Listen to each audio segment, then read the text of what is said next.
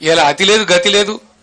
సుమారు 1,00,000 ఎకరాలలో పంటలు పోయినాయి, రాళ్లవానలు పడి, అకాల వర్షాలు పడి, కొన్ని హోరు గాలికి దెబ్బతిన్నాయి, వర్షాలు గుర్చి దెబ్బతిన్నాయి, కొన్ని రాళ్లవానకి దెబ్బతిన్నాయి. దానికి దిక్కు లేదు, దాని గురించి మాట్లాడడం లేడు.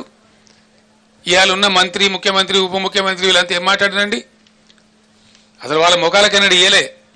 వాళ్ళు దిగిపోయిన నాడు కూడా 470 కోట్లు బకాయిలు పెట్టిపోతే మేము ఇచ్చినాం ఇన్పుట్ సబ్సిడీ. బీఆర్ఎస్ గవర్నమెంట్లో ఇచ్చినాం. వాళ్ళు ఎగబెట్టిపోతే 2014లో ఎగబెట్టిపోతే 2-3 ఏళ్ళ నుంచి ఉన్న బకాయిలు పెండింగ్ పెట్టిపోతే మేము క్లియర్ చేసినాం. అవి క్యాబినెట్లో తీర్మానం చేసి ఈరోజు మేము ఏం పెట్టలే, బకాయిలు లేవు. ఇలా జరిగింది. మేమన్నా 10,000 ఎప్పుడు చరిత్రలో ఇయ్యని 10,000 50 ఏళ్ళ కాంగ్రెస్ పరిపాలనలో ఎన్నడూ తెలుగుదేశం పరిపాలనలో ఎవడు ఇయ్యని 10,000 రూపాయలు మేము ఇస్తే దాన్ని కూడా ఎకసక్కం చేసి మాట్లాడినారు, ఘోరంగా మాట్లాడినారు. ఏ మూల సరిపోద్దండి 10,000, 20,000 రూపాయలు ఇవ్వాలి అని మాట్లాడినారు. మరి ఇలా ఏడ వండుకున్నారు? తలకాయ ఎక్కడ పెట్టుకున్నారు? ఏం చేస్తున్నారు? గుడ్డిగురాల పండ్లు తోముతున్నారా? వీళ్ళు రైతులు గారా? వీళ్ళు ప్రజలు గారా? పట్టింపు లేదా? వాళ్ళ తరఫున మాట్లాడటం లేరనుకుంటున్నారా? ఒక మహాసముద్రం అంత పార్టీ బీఆర్ఎస్ పార్టీ ఉంది, ఊరుకోదు. ఎట్టి పరిస్థితులలో 100కు 100% రైతుల పక్షాన పోరాటం చేస్తాం.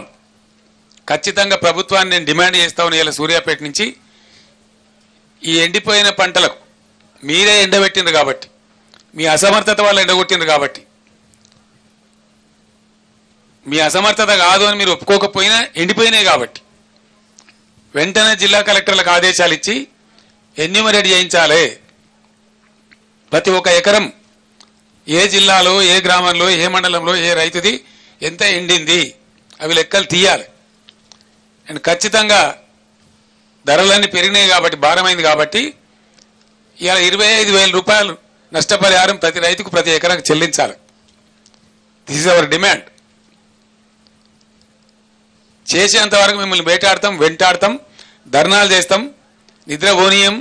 ఎక్కడికక్కడ మీ మంత్రులను, మీ ఎమ్మెల్యేలను నిలదీస్తాం. గ్రామాలలో ప్రజాస్వామ్యంలో డెఫినెట్గా అడిగే హక్కు మాకు ఉంటుంది కాబట్టి, ప్రధాన ప్రతిపక్ష పార్టీగా ప్రజల పక్షాన మాకు ప్రజలు ఇచ్చిన పాత్ర అదే కాబట్టి మేమది న్యాయం చేయాలి. వాళ్ళ గొంతే మేము ఇవ్వాలి. ఈ రాష్ట్రంలో ప్రధాన ప్రతిపక్ష 39 ఎమ్మెల్యేలను గెలిపించి మేమేం రౌట్ కాలే. ఈ రాష్ట్రంలో మీరు ఒక్కరినో ఇద్దరినో కుక్కలో నక్కలను గుంజుకొని ఓహో ఆహా అని సంఖ్యలు గుద్దుకోవచ్చు.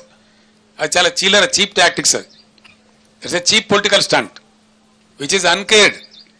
ప్రజా సమస్యల ముందు, ప్రజల యొక్క బాధ ముందు, ఎండిన పంట పొలాల ముందు ఈ చిల్లర రాజకీయాలు కాదు.